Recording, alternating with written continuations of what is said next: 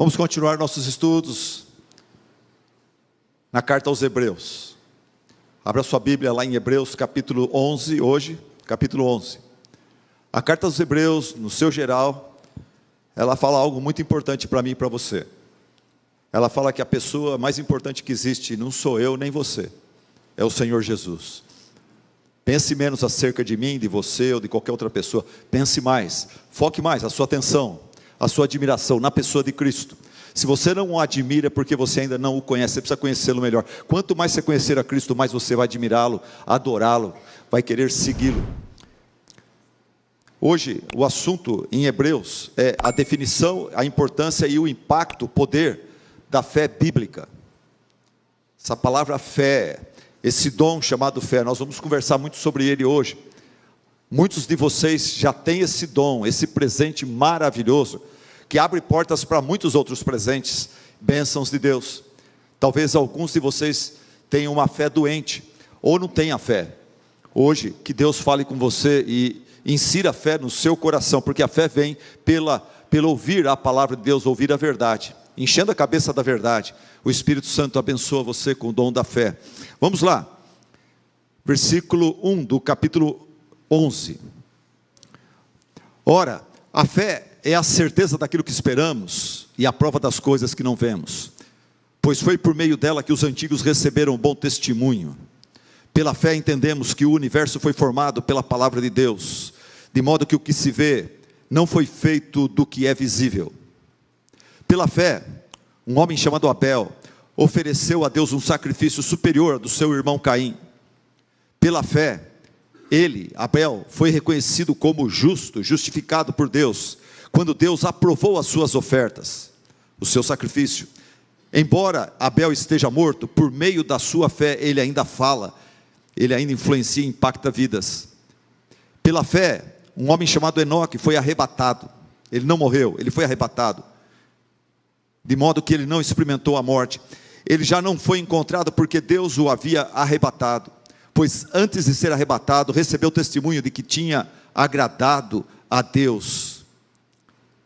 Sem fé, é impossível agradar a Deus, pois quem dele se aproxima precisa crer, primeiro que ele existe, e segundo, que ele é bom, que ele recompensa aqueles que o buscam. Pela fé, Noé, quando avisado a respeito das coisas que ainda não se viam, movido por santo temor, construiu uma arca para salvar a sua família. Por meio da fé, ele condenou o mundo e tornou-se herdeiro da justiça, que é segundo a fé. Até aí. Irmãos, essa declaração que sem fé é impossível agradar a Deus, que a pessoa precisa ter fé no Senhor Deus, esse tipo de declaração e afirmativa soa como absurdo ao homem sem Deus, ao homem natural, à mulher que não crê. Um ateu, em sua soberba, ele considera a necessidade da gente crer uma agressão à sua inteligência superior, científica. O ateu normalmente ele se acha superior e científico. Ele acha, eu sou um homem da ciência. Vocês são religiosos, vocês vão pelas emoções. Vocês têm que acreditar, têm que crer. Eu só acredito naquilo que eu vejo. Mas a grande verdade, perceba comigo, a grande verdade é que tanto o ateu quanto o cristão, todos nós exercitamos fé o tempo todo. É impossível viver nesse mundo sem exercer a fé. Se não em Deus, você tem que exercer em homens falhos e fracassados e mentirosos. Por exemplo, ao entrar num prédio, a gente exercita a fé na construtora que edificou aquele prédio. Ao pegar um elevador, a gente exercita a fé na fábrica que produziu aquele elevador e na empresa que faz a manutenção do mesmo. Eu moro num prédio de 12 andares, eu estou no 12º andar, toda hora eu exercito a minha fé, pegando aquele elevador. Tanto é que tem até um aviso lá, antes de sair do elevador, veja se ele está no lugar certo, e antes de entrar também, veja se ele está lá, senão você cai lá no fosso, né? Então, ao pegar o elevador, a gente exercita a nossa fé no fabricante. Ao ler um jornal e sair por aí comentando a notícia lida, você está dizendo que você acreditou na imparcialidade do repórter que fez a reportagem e do editor que trabalhou aquela reportagem. Ao pegar um Uber, você está exercitando fé na saúde mental e honestidade e idoneidade do proprietário daquele carro. Tanto o ateu quanto o cristão, o tempo todo, não tem como viver sem fé. Por exemplo, o ateu ou o cristão fica doente, fica mal, de saúde. O que os dois fazem? Os dois, pela fé, vão até um médico que eles nunca viram antes, não conhecem. Eles pegam uma receita desse médico que eles não conseguem ler, porque a letra do médico normalmente é muito ruim. Depois eles entregam por um farmacêutico que eles nunca viram antes e que diz que entendeu a letra do médico. Como que eu não entendo e ele entende? Depois eles pegam o remédio, a pílula, o que for, cuja composição química eles desconhecem totalmente, levam para casa e tomam aquilo. Pela fé, pela fé. Logo, a fé, ela é essencial no nosso dia a dia. É impossível viver sem fé.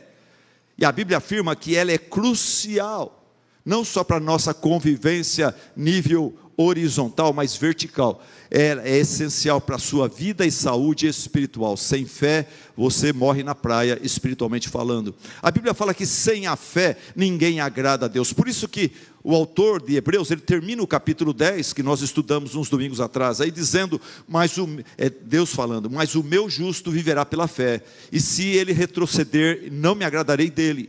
E nesse capítulo Deus fala, sem fé é impossível agradar a Deus, pois aquele que se aproxima do Senhor Deus, precisa acreditar em duas coisas. Para você se aproximar de Deus, você precisa acreditar primeiro que Ele existe. Eu nunca fui atrás de Saci Pererê, porque eu não creio que Saci Pererê existe. Você também não vai atrás de Deus se você crê que Ele não existe. Então, para aproximar-se de Deus, você precisa acreditar que Ele existe. Depois você precisa acreditar que Deus é bom. Alguns de vocês tiveram pais omissos, pais irresponsáveis, pais não amorosos, e a tendência de você achar que Deus é igual. E eu espero que Deus me use nessa manhã aqui para tirar você dessa ideia, dessa percepção, e entender que Deus não é igual ao seu pai omisso.